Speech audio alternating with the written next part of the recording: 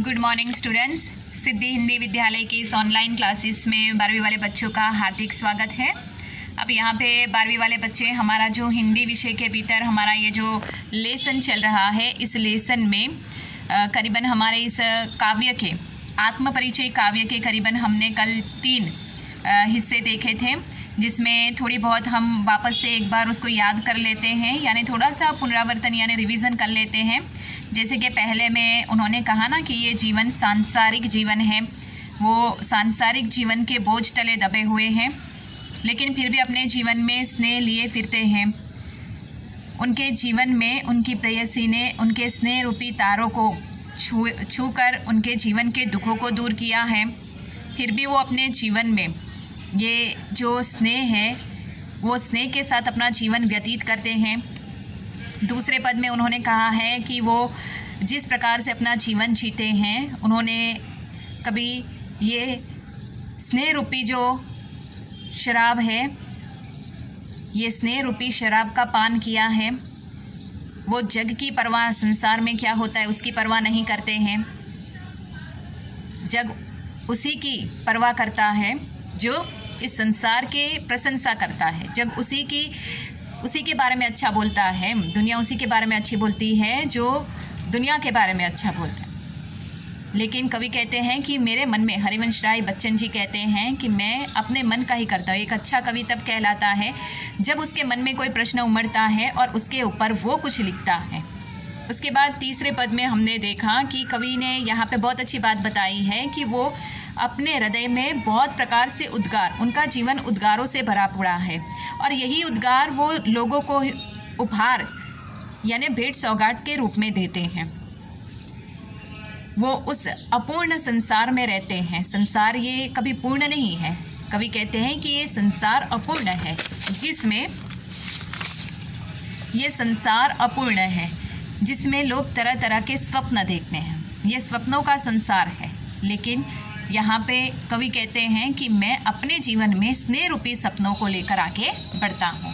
तो बच्चों, यहाँ पे हमारे ये जो 3 हैं, ये 3 हमने कल देखे थे। अब यहाँ पे थोड़ा सा आगे बढ़ते हैं, चौथे पद पे जाते हैं। मैं जला हृदय में अग्नि दहा करता हूँ, सुख दुख दोनों में मग्न रहा करता हूँ। जग भवसागर तरने को नाव बनाए, मैं भव मौजों पर मस्त बहा करता हूँ। अब यहाँ पे इस पद में हरिवंश राय बच्चन ने कहा है कि मैं अपने हृदय में अपने उर में एक वेदना की ज्वाला मेरे हृदय में दहक रही है। हरिवंश राय बच्चन कहते हैं कि मेरे हृदय में एक वेदना की ज्वाला दहक रही है, फिर भी सुख दुख दोनों में मग्न रहा करता हूँ। मेरे जीवन में, मेरे हृदय में वेदना है, लेकिन फिर भी मैंने अपने जीवन में सुख और दुख दोनों को स्थान दिया है। इस दोनों स्थितियों में मैं मग्न रहता हूँ। जग भव सागर तरने को नाव बनाए। जग जग यानी संसार, ये संसार, भव भव यानी जन्म, जन्म रूपी सागर। हम सब का जीवन बच्चों एक जन्म रूपी सागर के समान ही है। हमारा जीवन भी भवसागर के समान है। सुख मिले या दुख मिले, हम सबको उसे पार करना है। बिल्कुल उसी प्रकार से उन्होंने कहा है कि ये जो जग है, ये दुनिया है, इस भवसागर को पार करने के लिए क्या बना रही है? नौका। लेकिन कवि कहते हैं मैं भव मौजों पर मस्त बहा करता हूँ।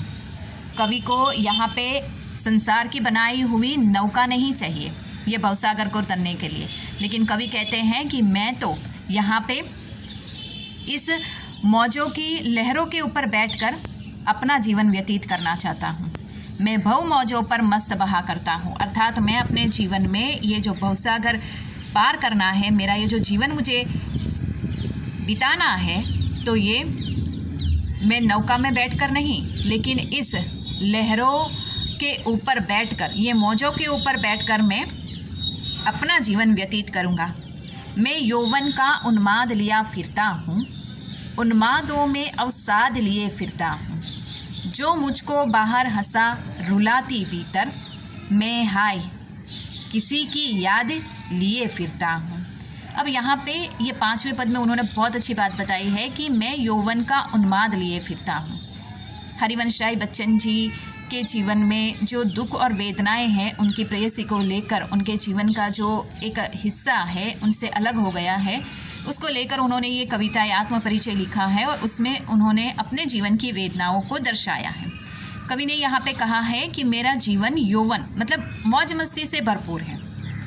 जीवन में सुख और दुख तो आते ही रहते हैं, लेकिन फिर भी मैंने अपने जीवन यौवन का उन्माद यानी पागलपन, मस्ती, मैं अपने जीवन में ये यौवन, ये जो युवावस्था है, ये युवावस्था का जो पागलपन है, जो मस्ती है, उसको लेकर फिरता हूँ। उन्मादों में अवसाद लिए फिरता हूँ। और ये जो जीवन रूपी ये युवावस्था में ये जो पागलपन होता है, जो ये खुशियाँ होती है, ये खुशियों का मैं एक बहुत बड़ा अवसाद यानी अवसर को लेकर साथ में फिरता हूँ कि मुझे इस जीवन में मुझे आगे बढ़ना है, किस प्रकार से दुख तो आते ही रहेंगे, लेकिन फिर भी मुझे सुख के साथ, खुशियों के साथ हंसते हुए इस भवसागर को यहाँ से वहाँ अपने जीवन को व्यतीत करना है। ये भवसागर रूपी नैया को पार करना है तो मुझे हंसते हुए करना है, ना कर रोते हुए। जो मुझको बाहर हंसा रुलाती भीतर, मैं हाय किसकी याद लिए फिरता हूँ।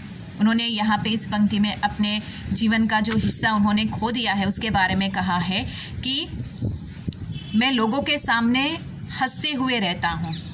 जो मुझको बाहर हंसा रुलाती भीतर, जब भी मेरे जीवन का ये जो हिस्सा मुझसे ईश्वर ने छीन लिया है, जो प्रेयसी है उनकी मृत्यु हो चुकी है, इनकी याद में यहाँ पे कवि ने लिखा है कि जो मुझको बाहर हंसा, मैं बाहर से हंसता हूँ। जब भी मैं याद करता हूँ तो मैं दुनिया को ये दिखाना चाहता हूँ कि मैं बहुत खुश हूँ, मैं बाहर से हंसता हूँ, लेकिन जब भी मैं उसको याद करता हूँ तो मैं भीतर से उतना ही रोता हूँ। मैं हाय किसी की याद लिए फिरता हूँ। वो कहते हैं कि मैं अपने जीवन का एक ऐसा अटूट हिस्सा जब भी मैं याद करता हूँ, उसको याद करते फिरता हूँ, तब मैं बाहर से हंसता हूँ दुनिया वालों के सामने, लेकिन भीतर से उतना ही टूट जाता हूँ और रोने लगता हूँ। अब यहाँ पे बच्चों ये जो है ये दो पद हमने देखे, अब उसके आगे वाला पद हमें देखना है। कर यत्न मिटे सब, सत्य किसे न जाना, नादान वही है हाय जहाँ पर दाना, फिर मूढ़ना क्या जग जो इस पर भी सीखे, मैं सीख रहा हूँ सीखा ज्ञान बुलाना। अब यहाँ पे यत्न यानी प्रयत्न। हरिवंश राय बच्चन ने बहुत अच्छी बात कही है। यहाँ पे कवि ने बहुत अच्छी बात हमें बताई है कि संसार में जो ज्ञानी लोग होते हैं, पहली पंक्ति में उसका अर्थ देखिएगा कि संसार सत्य किसे न जाना। संसार में जो ज्ञानी लोग होते हैं, ये ज्ञानी लोग अहंकार वश लाख कोशिश करने, यत्न यानी प्रयत्न, कोशिश करने के बावजूद भी वो सत्य को नहीं जान पाते हैं। जो ज्ञानी इंसान होता है वो हमेशा यही सोचता है मेरे पास बहुत सारा ज्ञान है, मुझे दूसरों के ज्ञान की क्या आवश्यकता है। तो ये क्या हुआ, अहंकार हुआ। ज्ञान जहाँ से भी मिले बच्चों हमें बटोरना चाहिए। ज्ञान हमें बड़े भी देते हैं, छोटे भी देते हैं। ऐसा ज़रूरी नहीं होता है कि ज्ञान पढ़े लिखे इंसान ही देते हैं। कभी कभी हमें ज्ञान बहुत सारे ऐसी निर्जीव वस्तुओं से, जानवरों से, जो हमसे बड़े बुजुर्ग हैं उनसे, जो पढ़े लिखे नहीं होते उनसे, हर एक चीज़ में से हमें ज्ञान हासिल होता है। इसके लिए यहाँ पे ये हरिवंश राय बच्चन जी ने बहुत अच्छी बात बताई है कि जो इंसान ज्ञानी होता है, ये ज्ञानी इंसान अगर अहंकारवश रहे तो वो सत्य को कभी नहीं जान पाएगा। लाख कोशिश करेगा लेकिन फिर भी सत्य को पहचान नहीं पाएगा। नादान वही है हाय जहाँ पर दाना। इस संसार में रहने वाला ज्ञानी इंसान अगर अहंकार करेगा तो वो नादान ही कहलाएगा। क्यों? क्योंकि वो अहंकार के अधीन होकर ज्ञान को पहचान नहीं पा रहा है। ज्ञान तो कहीं से भी मिल सकता है और किसी से भी मिल सकता है। ऐसा नहीं है कि हम बड़े, हमारे पास ज्ञान है, हम पढ़े लिखे, ऐसा नहीं होता है। हमसे छोटे जो होते हैं वो भी कभी कभी हमें बहुत अच्छी बातें बताते हैं। हमसे बड़े जो होते हैं वो पढ़े लिखे नहीं होते, लेकिन फिर भी हमें वो ज्ञान देते हैं। हमारे जीवन में जो परेशानियां होती है वो दूर करने के लिए वो हमारे साथ खड़े रहते हैं। तो ज्ञान तो हमें कहीं से भी मिलता है, लेकिन हमें ये अहंकार कभी नहीं करना चाहिए कि हम पढ़े लिखे हैं, हम ज्ञानी हैं। तो यहाँ पे ये बात बच्चों हमें सीखने को मिलती है कि वो इंसान जो ज्ञानी है लेकिन फिर भी अहंकार में रहेगा तो वो नादान कहलाएगा। वो दुनिया के सत्य को जान नहीं पाएगा। फिर मूढ़ ना क्या जग जो इस पर भी सीखे। मूढ़ यानी मूर्ख। ये संसार जो है वो मूर्ख नहीं है, लेकिन इस संसार में रहने वाले जो ज्ञानी लोग हैं, जो अहंकार में डूब गए हैं, वो क्या सीख पाएंगे? जो अपने ही अहंकार में रहकर सत्य को पहचान नहीं पा रहे हैं, तो ऐसे इंसान क्या सीख पाएंगे? वो मूर्ख ही। ये संसार मूर्ख नहीं है, लेकिन ये ज्ञानी इंसान है जो अहंकार में डूबे हैं, वो सत्य को पहचान नहीं पाएंगे, वो कुछ सीख नहीं पाएंगे। मैं सीख रहा हूँ सीखा ज्ञान भुलाना। कवि ने बहुत अच्छी बात बताई यहाँ पे। मैं क्या सीख रहा हूँ? ये भवसागर, ये सांसारिक जीवन है, वो नहीं सीख रहा हूँ। सांसारिक जीवन में जो दुख मिलता है, जो परेशानियाँ हैं, तकलीफ, वेदना, पीड़ाएं, ये नहीं सीख रहा हूँ। लेकिन मैं क्या सीख रहा हूँ? मैं तो इस सांसारिक स्नेह रूपी प्रेम को सीख रहा हूँ। ज्ञान तो है ही, ज्ञान सबसे मिलता है हमें, ज्ञान को प्राप्त भी करना चाहिए, लेकिन ज्ञान के ऊपर हमें कभी भी अभिमान या अहंकार नहीं करना चाहिए। ठीक है बच्चों, तो यहाँ पे आज हम ये 3 तक की पद लेते हैं, बाकी के पद जो है वो आगे के वीडियो में सीखेंगे। Thank you.